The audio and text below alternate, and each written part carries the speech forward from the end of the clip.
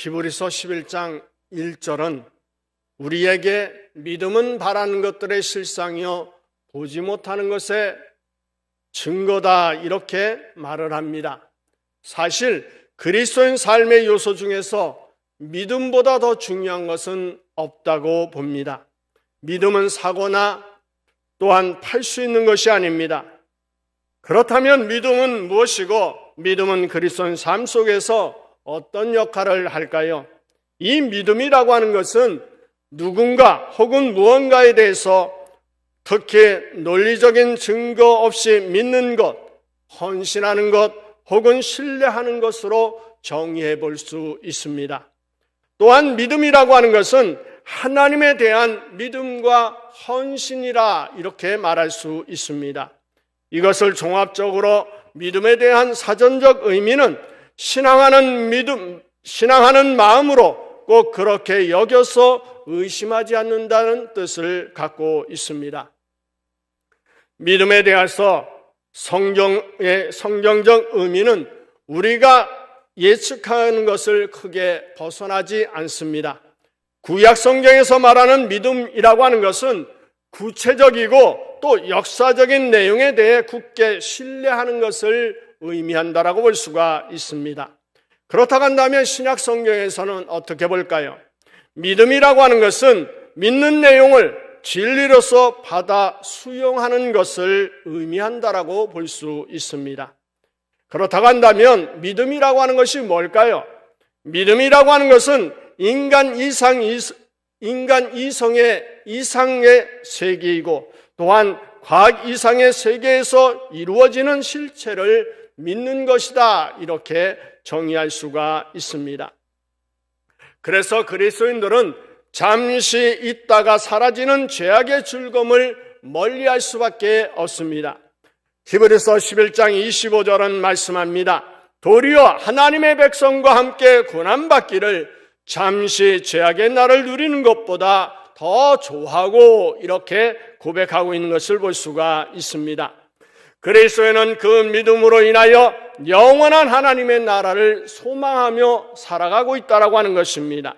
시편 16편 11절은 말씀합니다. 주께서 생명의 길을 내게 보이시리니 주의 앞에는 기쁨이 충만하고 주의 우편에는 영원한 즐거움이 있나이다라고 고백을 하고 있습니다. 구약시대의 믿음이라고 하는 것은 자신의 실존을 하나님께 완전히 맡기는 것이다 이렇게 말할 수 있습니다. 그래서 이사야 7장 9절은 말씀합니다. 만일 너희가 믿지 아니하면 정녕 굳게 서지 못하리라 하셨다 할지니라라고 말씀하고 있는 것을 볼 수가 있습니다.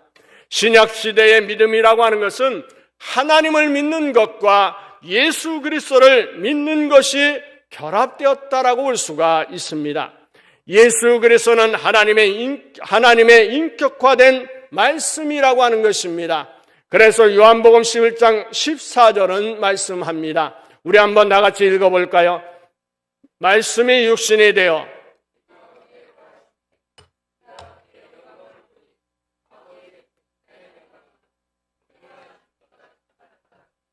말씀합니다. 은혜와 진리가 충만하더라고 말하고 있습니다. 따라서 구약시대의 믿음이라고 하는 것은 장차 오실 메시아를 믿는 것입니다. 그러나 신약시대의 믿음이라고 하는 것은 약속대로 오신 메시아를 믿는 것이라고 볼 수가 있습니다.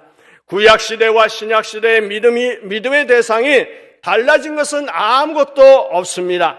다만 그 믿음의 대상이 미래적 현실이고 현실적 미래뿐이라고 하는 것을 알 수가 있습니다. 성경은 믿음과 믿음의 중요성에 대해서 아주 많은 것을 이야기하고 있습니다. 사실 믿음은 너무나 중요한 것이어서 믿음 없이는 우리는 하나님과 함께 할 수가 없습니다. 뿐만 아니라 하나님을 기쁘시게 해드리는 것이 불가능합니다. 믿음이 있어야만 가능하다라고 하는 것입니다. 믿음은 실제로 하나님을 보지 않고서도 유일하신 참된 하나님을 믿는 것이다 이렇게 말할 수가 있습니다. 그렇다고 한다면 믿음이 어디에서 올까요? 믿음은 우리 스스로 생각내낼 수 있는 것도 아니고 우리가 타고난 것도 아니고 영적인 것을 열심히 연구하고 추구한다고 믿음이 생기는 것도 아닙니다. 에베소 2장 8절부터 9절은 말합니다.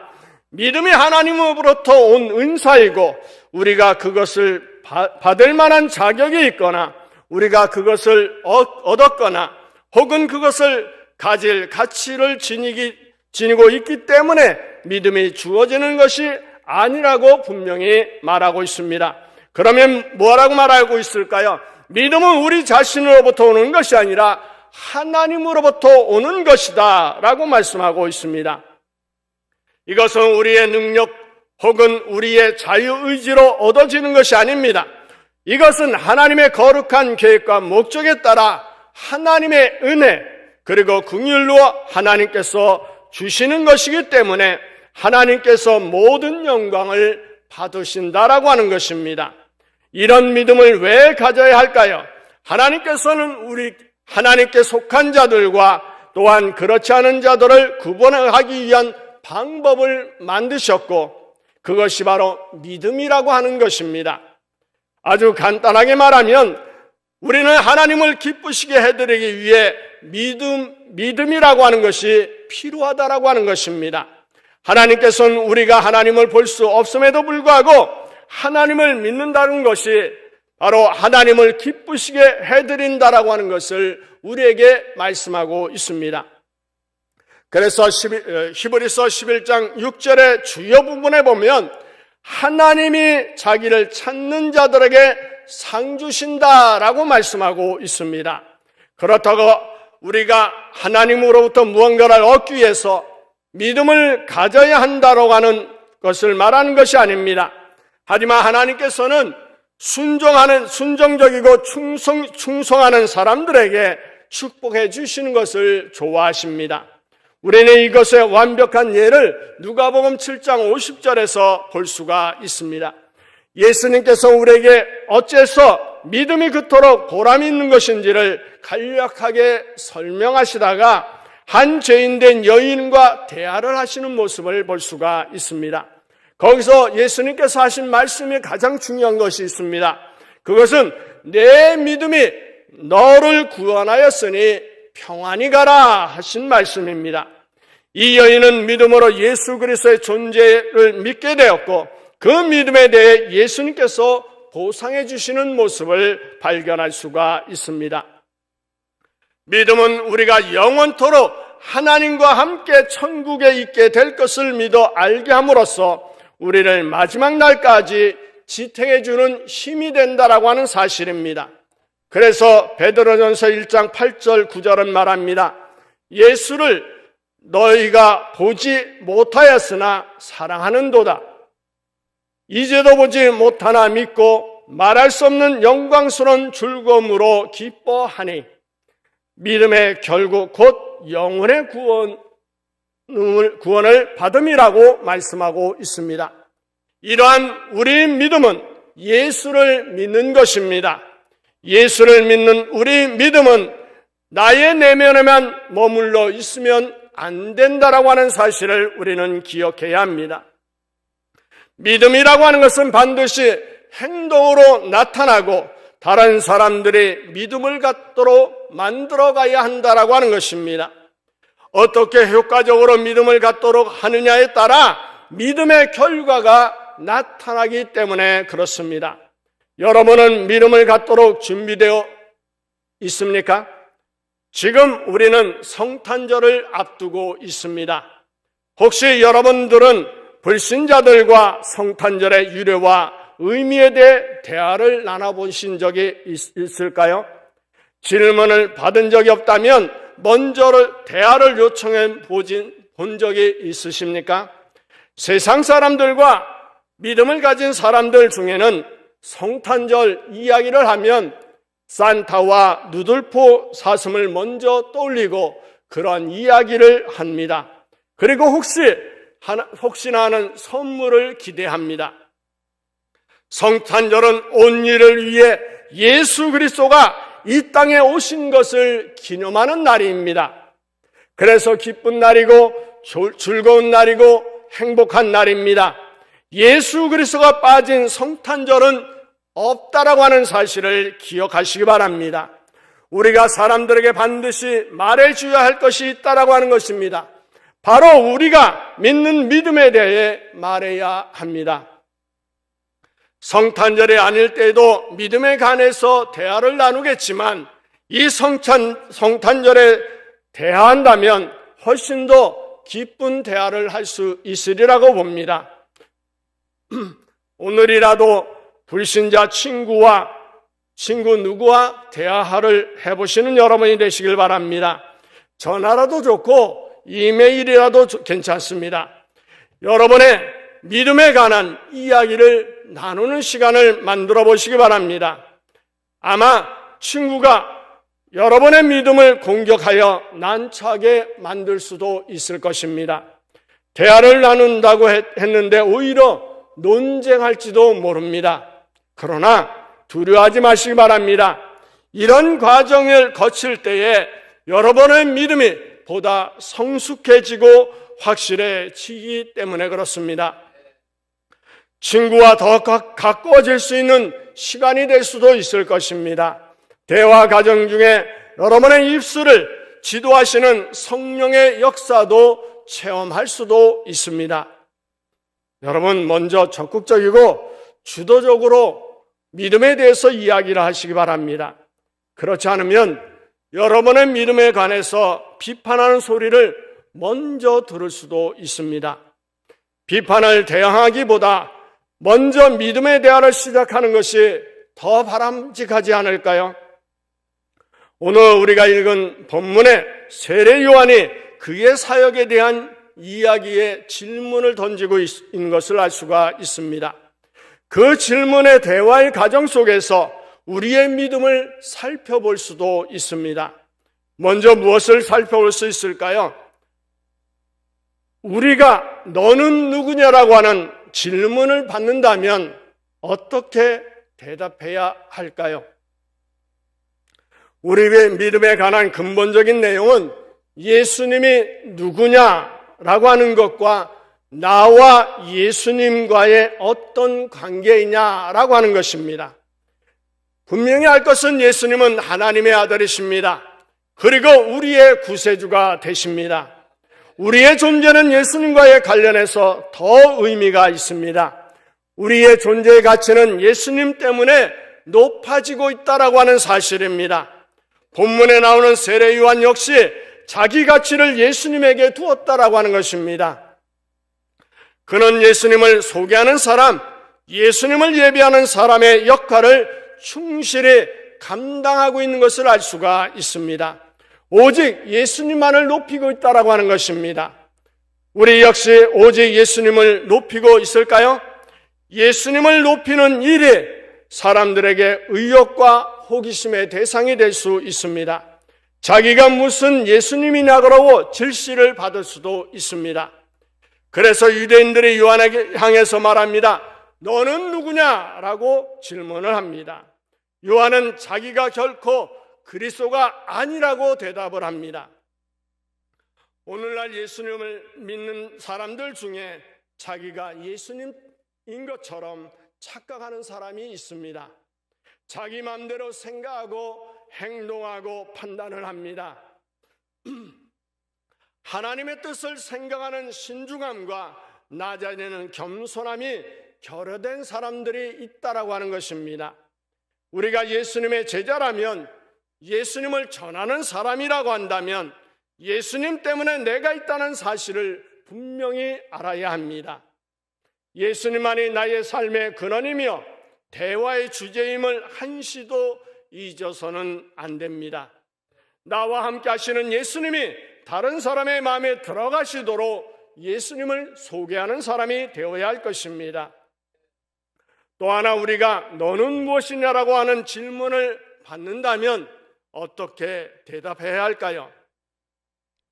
세례 요한이 하는 행동이 곧 그리스도처럼 하는데 자기는 아니라고 하여서 유대인들을 답답하게 만드는 것을 볼 수 있습니다. 유대인들에 이어서 묻습니다. 그러면 너는 무엇이냐? 영어 성경에 보면 너는 누구냐라고 말하고 있지만 우리 개역 한글이나 새 번역에서는 무엇이냐라고 번역하고 있습니다.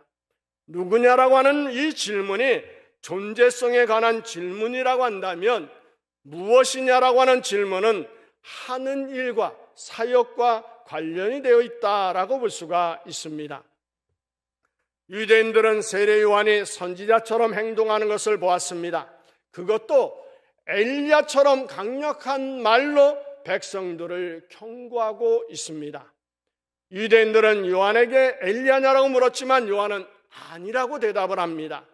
그런데 요한의 행동이 마치 구약에서 앞으로 올 선지자로 예언된 사람들과 같이 행동하고 있습니다. 그러나 요한은 그것도 아니라고 대답을 합니다. 우리가 복음을 전하고 강력한 의미의 말을 하면 사람들이 우리를 우러러볼 수도 있고 착각할 수도 있습니다. 우리가 전하는 복음의 말을 듣고 기분이 나쁘기라도 하는 날에는 네가 뭔데? 라고 우리를 쏘아볼 수도 있습니다. 도대체 우리가 무엇일까요? 우리가 무엇이기에 이웃에게 예수님을 소개해야 할까요? 세례 요한이 예수님을 예비하는 사람이라면 우리는 이웃에게 예수님을 소개하는 사람이다라고 하는 것입니다. 이웃이 요청하지 않아도 예수님이 요청한 것입니다. 우리는 성탄절을 앞두고 이웃에게 예수님의 구원을 말해주어야 할 사명을 가진 사람이라고 하는 사실을 잊어서는 안 됩니다. 그리고 우리가 자기 가치에 대해서 질문을 받는다면 어떻게 대답을 해야 할까요? 세례 요한에게 질문하는 사람들이 점점 더 혼란에 빠지게 되었습니다. 그리스도도 아니고 선지자도 아닌데 그러면 너는 누구냐라고 하는 것입니다. 질문하는 사람들에게 자기들의 호기심보다 바로 자기들을 심부름시킨 사람에게 무엇이라고 누구냐라고 대답할 거리를 찾고 있는 것입니다. 이번에는 너 자신에 대해서 무엇이라고 말할 수 있느냐라고 질문을 던지고 있는 이유가 여기에 있습니다. 겉으로 드러난 것으로는 만족할 만한 대답이 없기 때문에 속에 품은 마음과 내면의 가치를 물어보고 있는 것입니다. 복음을 전하면서 가장 난감하면서도 꼭 받는 질문이 있다면 여러분 무엇일까요? 그것은 내가 예수님 때문에 무엇이 좋아졌느냐라고 하는 질문일 것입니다. 그리고 인생에서 달라진 것이 무엇이냐라고 하는 질문을 받게 될 것입니다. 이런 질문을 받을 때에 자기 자신에게 대답할 믿음의 경험이 여러분은 있으십니까? 자신 있게 대답할 믿음의 경험이 있는 믿음의 사람이 되시길 바랍니다. 그 경험을 질문하는 사람을 위해 어떻게 사용해야 할까요? 세례 요한은 담대하게 말합니다. 이사야의 예언처럼 주의 길을 굽게 하라고 하는 광야에서 외치는 자의 소리라고 이야기를 합니다. 이사야의 예언이 지금 세례 요한에게서 이루어졌다라고 하는 것을 이야기하고 있습니다. 그렇다고 한다면 이 예언의 성취가 세례 요한에게서 끝났을까요? 아니라고 하는 것입니다. 우리에게도 이루어지고 있다라고 하는 것입니다. 우리뿐만 아니라 나의 이웃, 친구, 이 나라와 전 세계에서 이루어져야 한다라고 하는 사실입니다. 우리는 예수님 때문에 새롭게 태어난 경험을 한 사람들입니다. 동시에 다른 사람들도 새롭게 태어나도록 해야 한다라고 하는 것입니다. 예수님 때문에 구원받았기 때문에 다른 사람도 구원받도록 해야 한다라고 하는 사명이 있다라고 하는 것입니다. 그것이 우리 내면의 가치가 되어야 한다라고 하는 것입니다. 또 하나는 우리가 왜 믿느냐라고 하는 질문을 받는다면 어떻게 대답해야 할까요? 세례 요한은 요단강에서 회개를 외치며 그에게 오는 사람들에게 세례를 주었습니다. 외침 속에 강력함이 있고 회개하는 사람에게 세례를 주는 것 때문에 사람들이 요한을 대단한 존재로 생각했습니다. 그런데 요한은 스스로 자신의 존재와 가치를 낮게 평가하고 있습니다. 당시의 상식으로 생각할 때는 점점 더 알기 어려움이었습니다. 세상 일은 자기를 높이고 자랑해야 될지 모르지만 예수님의 일은 자기 자신을 낮추어야 합니다. 세상에도 바른 길을 행하는 사람들은 자기를 낮추어야 합니다.